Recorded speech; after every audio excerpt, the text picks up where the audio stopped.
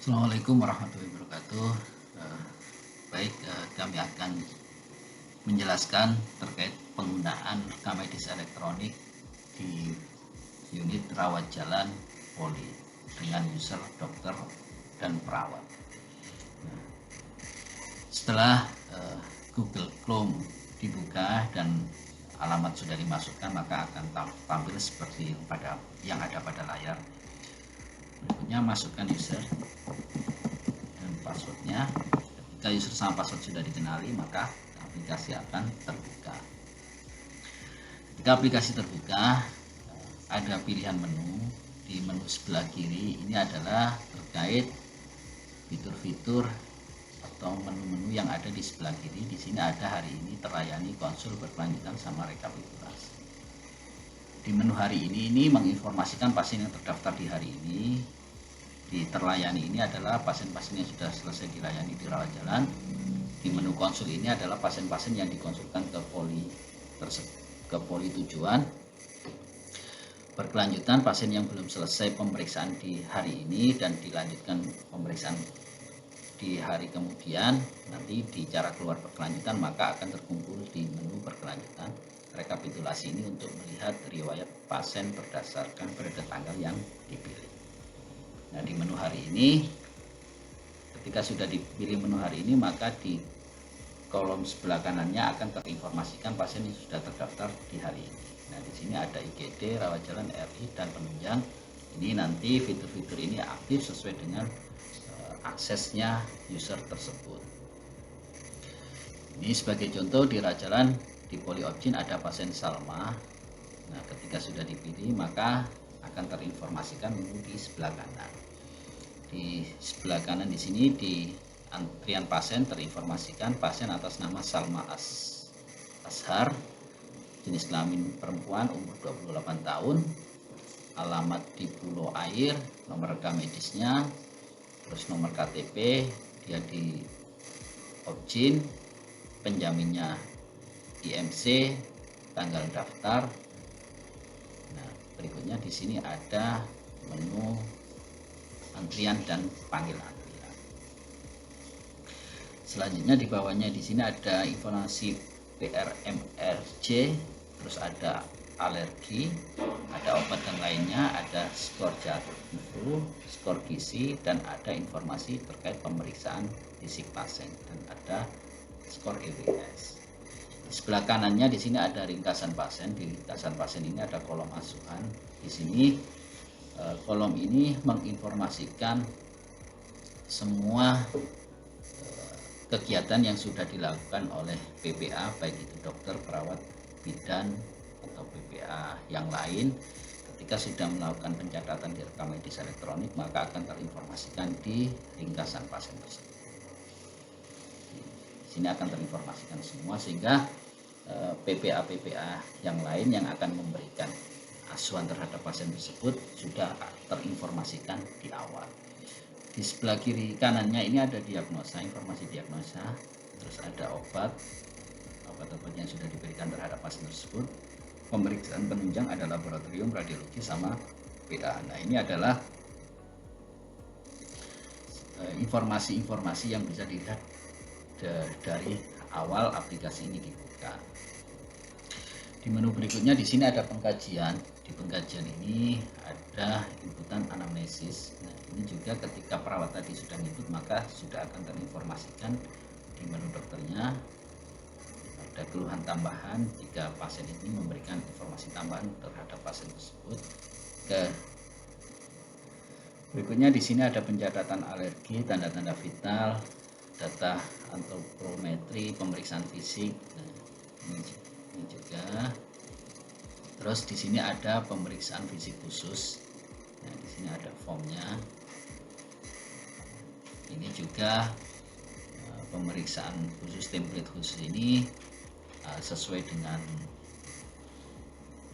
SMF-nya masing-masing. Jika nanti ini Opjin bentuknya seperti ini, kalau Perda juga sesuai dengan SMF Perda.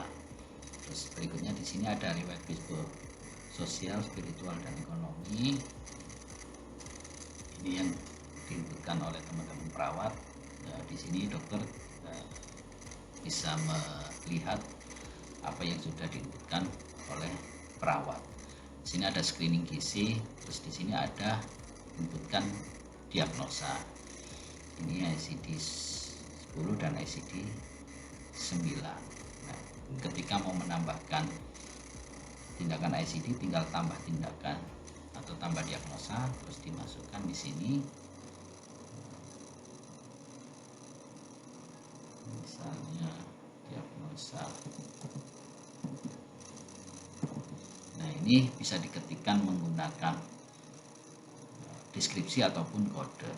Ketika sudah diketikkan muncul, tinggal dipilih, terus ini bisa ditambahkan catatan diagnosanya, terus baru pilih kasusnya. Nah, untuk yang sekunder ini bisa juga pakai kode, misalnya ini kasusnya, terus tambah item, karena kalau sekunder bisa lebih dari satu inputan. Berikutnya simpan, maka akan tersimpan di data ini dan nanti akan terinformasikan di ringkasan pasien tersebut. Selanjutnya di sini ada rekon obat, kalau pasien membawa obat, jika enggak ya sudah diabaikan, tidak usah diisi. Setelah terinput semua, terpilih semua, baru dilakukan proses simpan.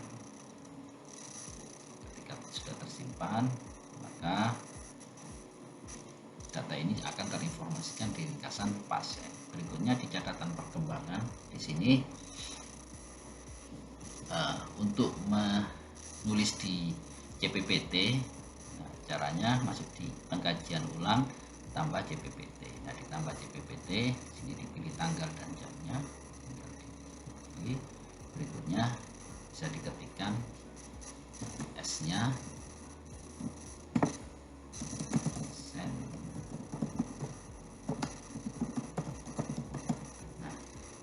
bisa dijadikan template, disimpan. Nah, misalnya ini bisa disimpan menjadi template, sehingga nanti ketika ada keluhan yang sama, dokter tidak perlu lagi ngetik terlalu panjang, tinggal pilih template tersebut. O-nya ini secara otomatis sistem akan ngambil dari pemeriksaan terakhir. Nah, untuk A-nya ini bisa diagnosa, bisa diinputkan secara bebas, di sini diketik secara bebas, bisa juga ambil dari diagnosa yang sudah diinputkan, tinggal diklik simpan.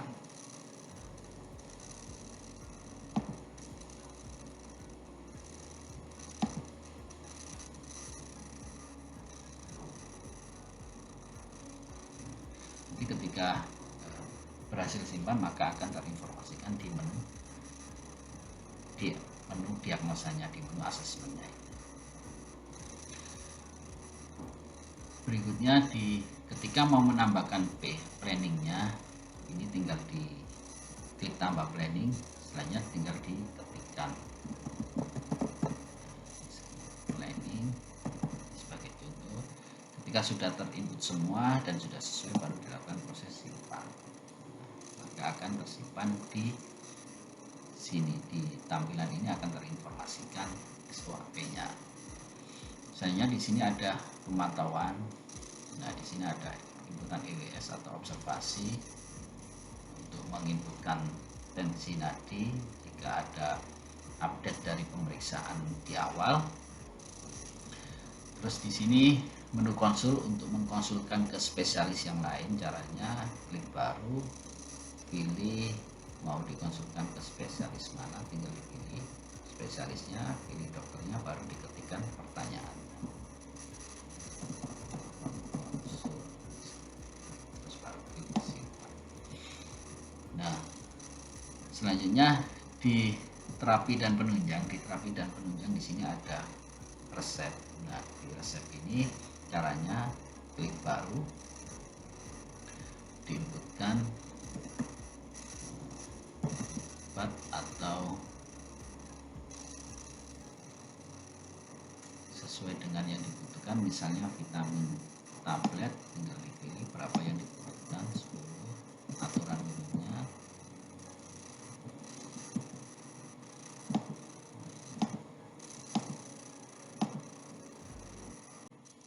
Nah, berikutnya sudah terisikan. dimasukkan. Ini catatan juga bisa diisi, terus klik tambah. Selanjutnya tinggal diinputkan obat-obatan yang lain, semisal ini Vitacol.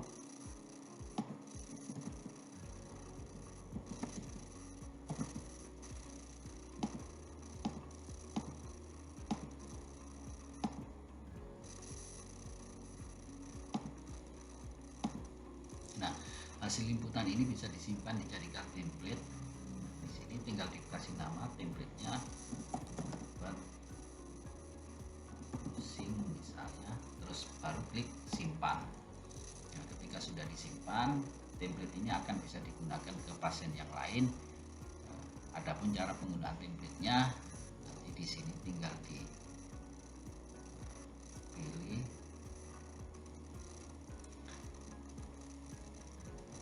terapi dan penunjang tadi, obat resep. Nah, tinggal dipilih template di sini. Di sini tinggal diklik tambah sesuai dengan nama templatenya, maka item-itemnya akan muncul. Nah, ini bisa dihapus atau ditambahkan obat yang lainnya. Nah, ketika sudah sesuai baru klik kirim resep, maka akan terkirim ke bagian farmasi. Sedangkan untuk pembuatan resep racik, caranya ketika sudah klik buat resep, masuk di menu racik. Nah, di sini tinggal dimasukkan, bisa sebagai contoh misalnya obat paracetamol. Maaf, yang awal ini adalah ketikkan nama raciknya, misalnya obat demam dewasa, dijadikan 15 butir atau kapsul, baru diketikkan nama obatnya.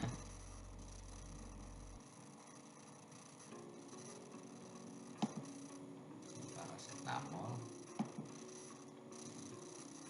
500 mg. Nah, di sini terinformasikan dosisnya. Dokter membutuhkan berapa? Semisal dibutuhkan 125.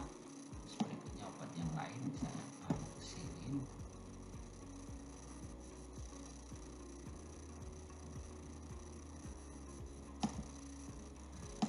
Nah, di sini terinformasikan dosisnya 200. Dokter membutuhkan misalnya 75.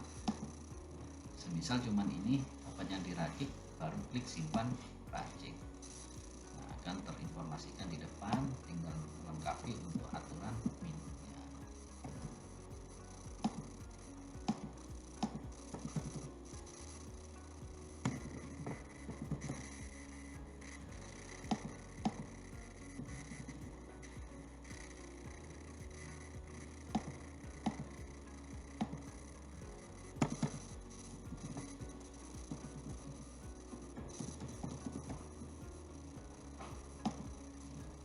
Untuk melihat detail dari isi racik, ini bisa diklik gambar mata, maka akan terinformasikan tadi yang ditulis. Untuk takaran, dokter membutuhkan untuk amoxicillin 75 mg, untuk paracetamol membutuhkan 125 mg, sehingga kuantiti yang diracik senilai yang ada di kolom kuantiti.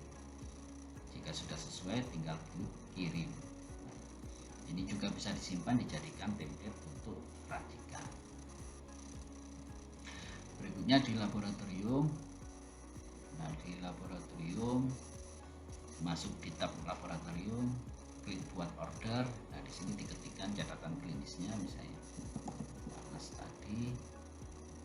Nah, ini bisa pilih satu-satu berdasarkan kelompok pengelompokannya, atau bisa juga langsung diketik di sini, hematologi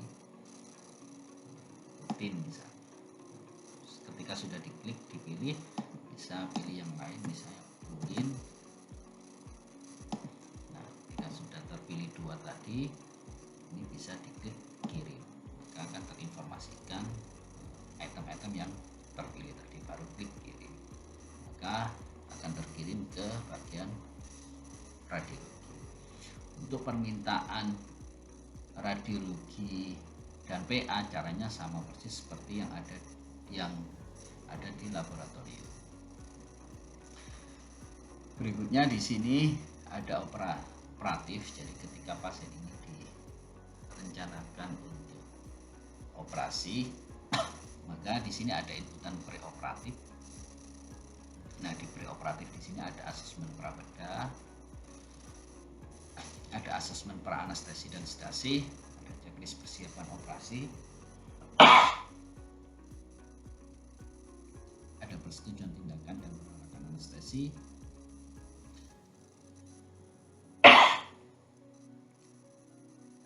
ada persetujuan dan penolakan tindakan kedokteran. Nah, ini kolom-kolomnya diisi semua,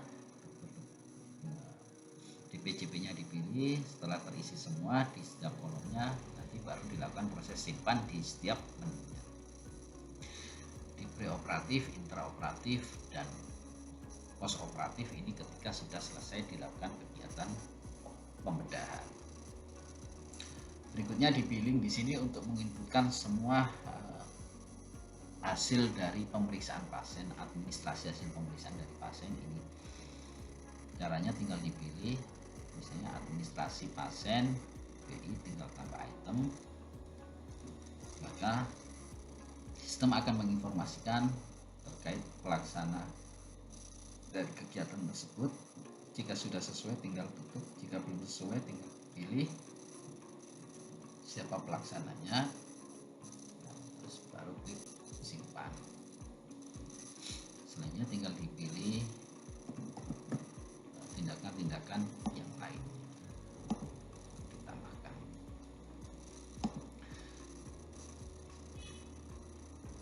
Nah, itu diulang sampai dengan semuanya terinputkan. Berikutnya di tab BHP ini untuk memasukkan BHP yang sudah digunakan oleh pasien, tinggal dipilih nama BHP-nya, jika tidak ada tinggal diketikkan.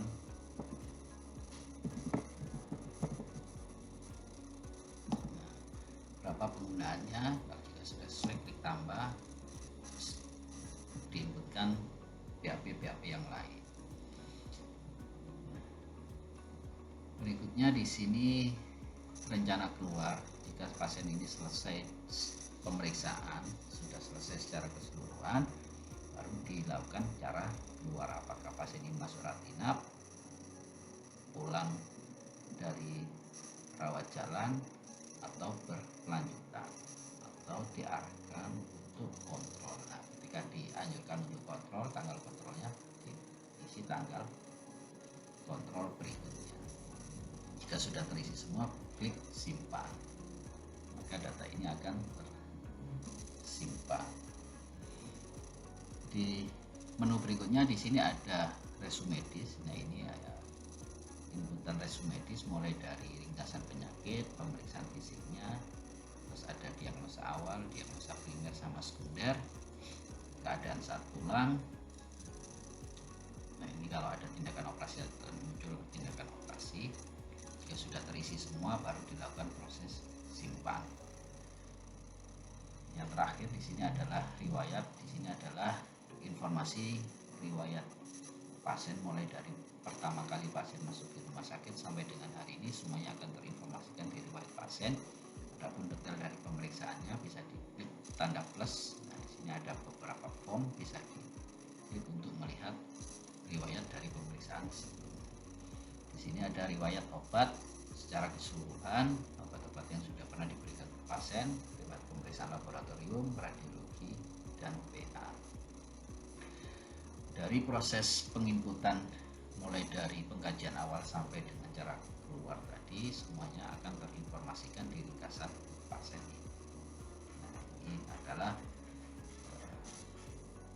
hasil dari proses penginputan baik yang dilakukan oleh dokter, perawat, atau PPA yang lainnya.